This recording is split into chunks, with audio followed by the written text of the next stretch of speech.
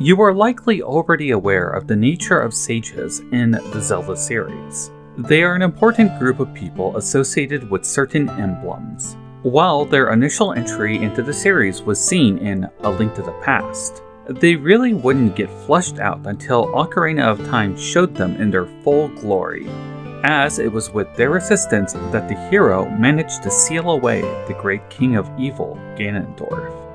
The sages of that era awakened due to a need for their power, though how they were chosen for the role is not entirely clear.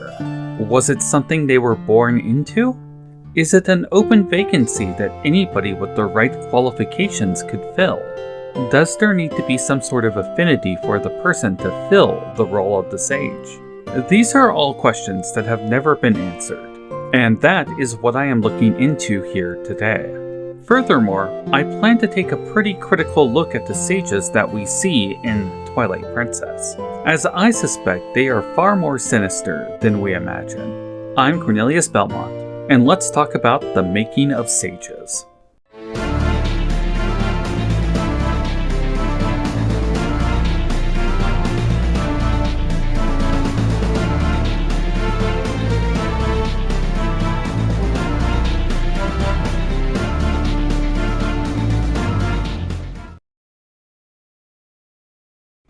Thanks for joining me.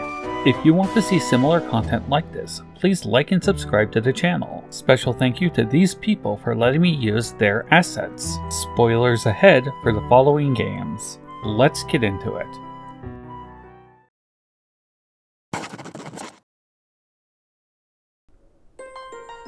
The sages are a group of people who contain magical powers. It is not known if they gain power from becoming a sage, or if power is a prerequisite to become one. I am inclined to say that since there has been talk of people awakening as sages, that means the power was buried inside of them, and when the need arose, they can rise to the occasion, unlocking that power.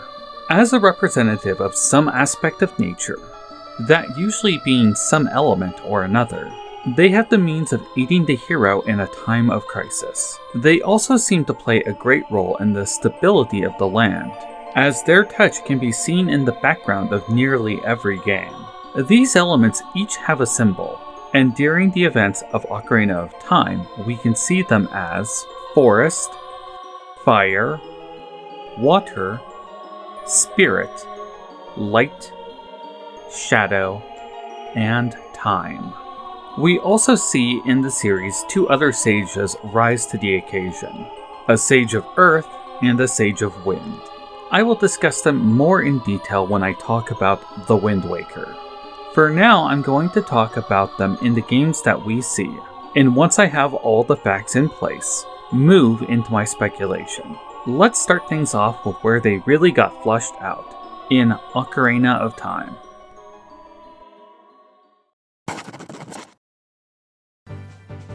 At the start of the game, things are not bad enough for sages to yet awaken. Of the ones that we would see in play later on, only Rauru is around to help Link out as a guide in the form of an owl. Perhaps he was keeping an eye on Hyrule, maybe keeping an eye out for those qualified to become sages. That isn't really known. What is known is that after Ganondorf gained the Triforce of Power, and used it to begin dominating the kingdom, that is when their awakening happened. The ones that awoke happened to be strong individuals who were spread over the various races we see in the game. A Goron for fire, a Zora for water, Kokiri for forest, Gerudo for spirit, Sheikah for shadow, and Hylian for light. Princess Zelda also serves as a sage, though she isn't explicitly named as such, but is often associated with time, and as we would see later on, the goddess of time, Hylia. While each of these sages is implied to have great power, we don't really see them do much with it outside of the very end of the game. It is known that the medallions that they give to Link were originally meant to produce powerful spell effects, similar to the medallions we see in A Link to the Past. But those were reworked into 3 spells we see given to Link by the Great Fairies. As such, the nature of the sage's power remains unknown, and we are left guessing as to what they could possibly do with them. What we do see is under the command of Princess Zelda, where they combined their power to trap Ganondorf in his corrupted sacred realm.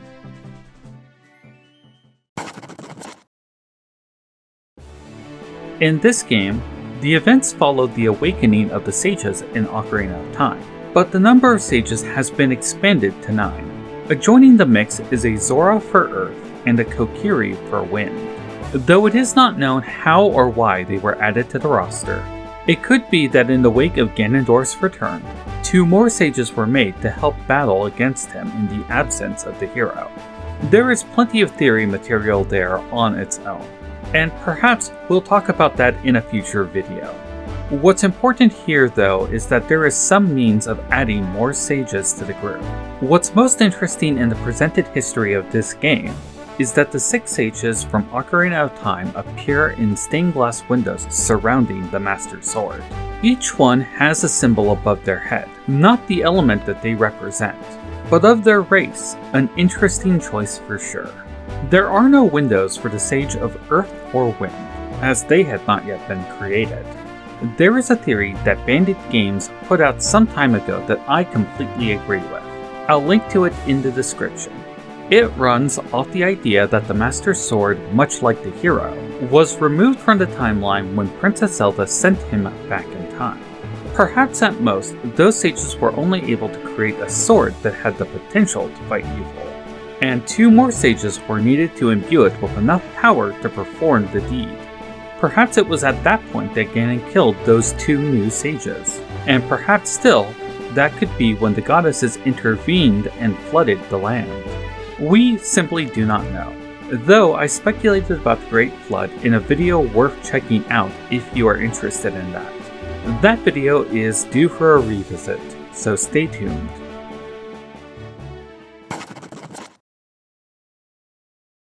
With the adult timeline out of the way, let's talk about The Fallen. During the making of A Link to the Past, it was the 3rd game in the series to be created, and the one that establishes the idea of sages that we would see in the following games. While originally called Wisemen in the English localizations, the same Japanese term is used for sages that we would see in other games. Their role isn't very clear, but we know that they are the ones responsible for sealing Ganon in the Sacred Realm, much like we see the sages do in Ocarina of Time. There is a conflict here, though, with some disturbing implications. In the game, we can see that the descendants of those sages are all Hylians, and yet the events of the Downfall timeline stem from the defeat of the Hero of Time. This leads me to believe that the sages we see in Ocarina of Time met an unfortunate end at the hand of Ganondorf.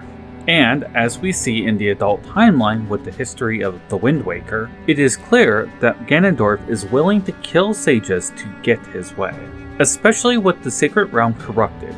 One could easily imagine Ganondorf entering the Chamber of Sages and eliminating the whole group. Such a tragedy would justify their names showing up in Zelda 2 as towns. That isn't really relevant here though. Following this, with 6 or 7 vacant slots, new sages would be appointed to the role in order to seal him away during the events of the imprisoning part. The details of that conflict are unknown, but perhaps Princess Zelda herself chose Hylians to fill those slots hastily due to the conflict. It may not have been a matter of how qualified for the role they were, merely that they had the means of doing this one job, and as such, their bloodline was cemented while the kingdom picked up its pieces to rebuild. Ganondorf would then exploit that bloodline in order to make a crack in the barrier so he could escape from his prison. And he would have gotten away with it too if it wasn't for our meddlesome hero.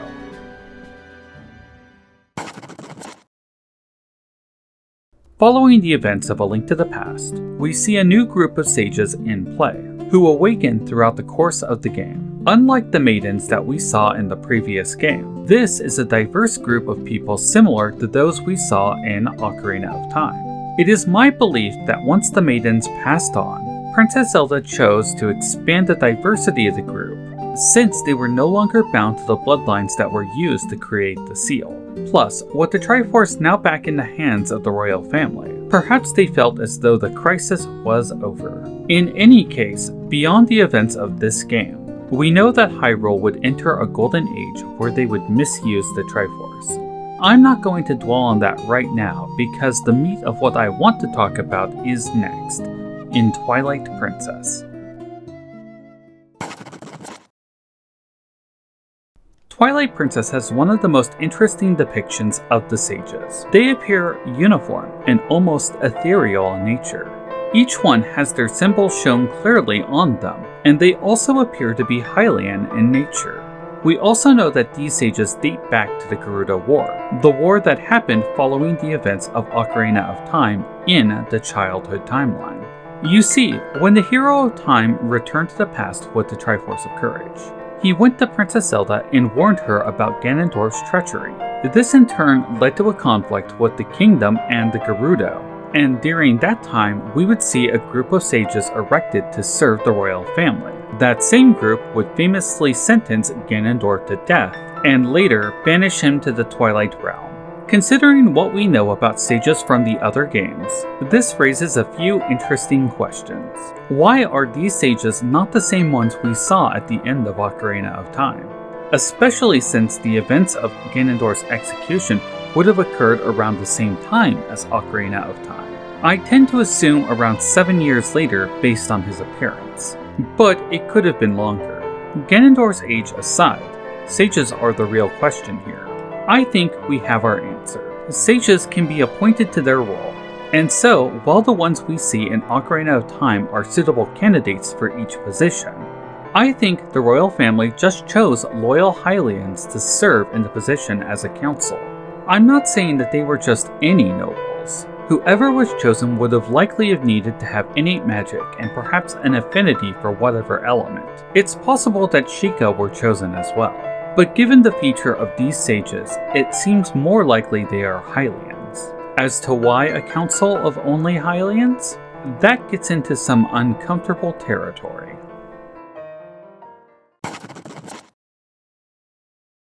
Before the events of Ocarina of Time, a Hyrulean civil war raged. This conflict united the kingdom under a single banner, the Hyrule royal family. They held the ultimate trump card, the Triforce, and nobody could rival that. Ganondorf's gambit would have been to steal that from them so that he could take control, of course. And in 2 timelines, we see that he was basically successful at that. The sins of the royal family are pretty heavy though. They won the civil war, and that war effectively continued when Ganondorf's scheme was found out. With that said, their choosing of sages as loyal Hylians makes complete sense. The Triforce was no longer in a unified state in its hiding place in the Secret Realm. After all, a boy showed up in possession of the Triforce of Courage and warned them of Ganondorf's scheme. How he came into possession of it is a great question, and one that I've talked about before here on this channel, but suffice to say, he had it. Their trump card was literally in pieces. So why trust their newly added allies in the positions of power, even if they were qualified candidates within their ranks? Could the Gorons, Zora, Kokiri, and especially the Gerudo be trusted not to reignite the civil war?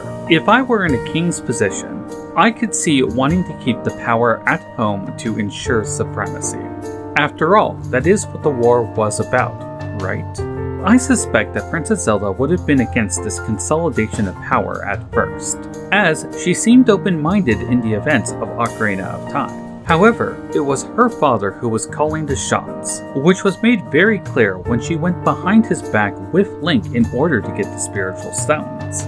The faults of the young, naive princess aside, she may have grown into the role presented by her father, and the appointment of sages was likely done by him shortly after the reveal of Ganondorf's betrayal. So, I believe that 6 Hylians were chosen for the role, and subsequently their role was expanded to executioners in the upcoming war. We know that the Mirror of Twilight was in the royal family's possession for a long time, perhaps a relic kept in the Temple of Light by Rauru along with the Dominion Rod. And with his eventual passing, if he ever really did, perhaps care of such things were given to the council.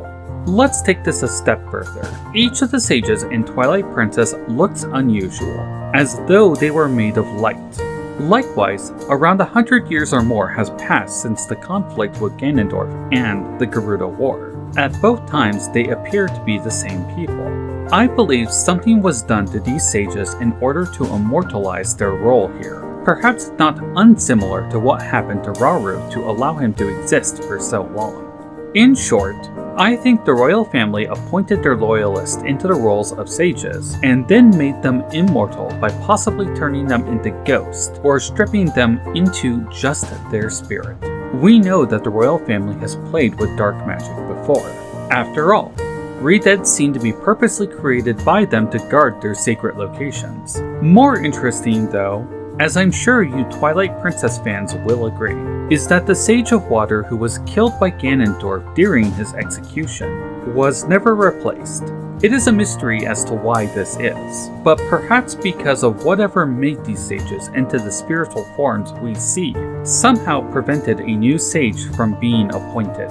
Perhaps by then, Princess Zelda was the queen, and wouldn't allow the role to be filled by another Hylian, instead waiting for a new one to be appointed when the time called for it, without the limitations put in place by her father. What is clear though, is that the selection of these sages was a means of keeping power within the hands of the royal family.